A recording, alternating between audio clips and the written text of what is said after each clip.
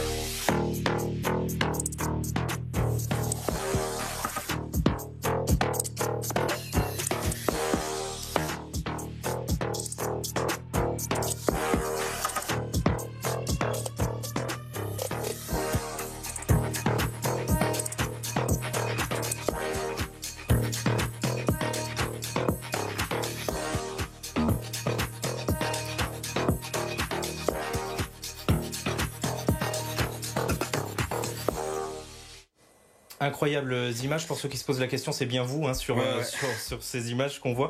C'est quoi l'histoire de cette discipline? Est-ce que c'est vieux le snowkate? C'est plutôt jeune en fait, parce que c'est né dans les années début 2000, donc ça a 25 ans on va dire. Et je sais qu'il y a des pionniers qui ont commencé au col du Lautaret, dans les Hautes-Alpes. Après, il y en a d'autres qui ont dû en faire aussi ailleurs, mais en tout cas le Lautaret c'est vraiment un lieu mythique pour le snowkite. Ouais. Justement, vous me disiez pendant qu'on diffusait cette vidéo que vous accueillez des personnes du monde entier pour cette activité. Les Hautes-Alpes, c'est vraiment propice au kitesurf? Ouais, au snowkite. Au snowkite, pardon. Ouais, carrément.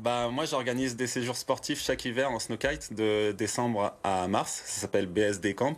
Et j'accueille des gens qui viennent du monde entier. Donc, ils connaissent le Lautaret via les vidéos qu'on trouve en ligne, via mes vidéos.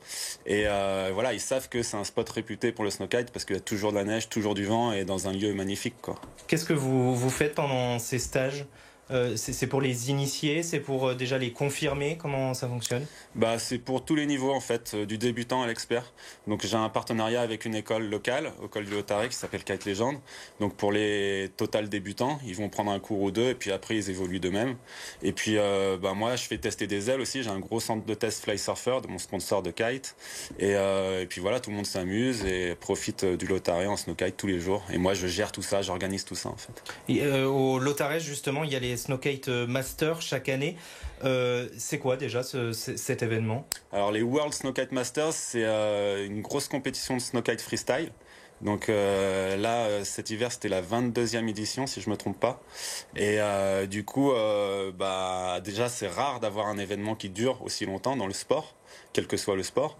Et le but des Snowkite Masters, c'est de réunir tous les passionnés de snowkite au Lautaret. Et voilà, pendant 4 jours, c'est faire des images à fond, des photos, des vidéos, la promotion du sport et la compétition, donc avec le championnat de France de snowkite freestyle en snowboard et en ski. Et aussi, il y a un titre World Snowkite Masters, parce qu'on accueille aussi des riders étrangers. Donc voilà, c'est une grosse compétition de snowkite. Vous êtes champion de France, vous, cette année d'ailleurs, je crois. Oui. Ouais, cette année et l'année dernière, si je ne me trompe pas, c'est ça. Qu'est-ce que on vous a vu sur ces images? Quel est l'objectif? Qu'est-ce que vous allez chercher quand vous êtes sur votre snowboard? Bah, en freestyle, moi je cherche l'adrénaline, donc les grosses sensations, les sensations fortes, la hauteur, la vitesse, le style aussi des figures, les grabs, la technicité, l'amplitude. Donc, et je cherche bien évidemment à me faire plaisir. Donc voilà. Oui, parce que c'est très visuel aussi. C'est très visuel, c'est-à-dire que c'est assez impressionnant. On a vu les images tout de suite. Pendant ces compétitions, sur quoi vous êtes noté? C'est-à-dire sur votre aisance, comment ça fonctionne? Ouais, il y a des critères de jugement. Donc dans les critères de jugement, il y a l'amplitude, la technicité des figures, la variété des figures, le style et la gestion du run. Voilà, il y a 5 critères principaux. Voilà, en général, il y a 3 juges. C'est des hits de 7 minutes. On passe un contre un et puis ils nous scorent. Ils nous donnent une note une note finale sur 60. Puis on évolue comme ça dans la compétition jusqu'au podium.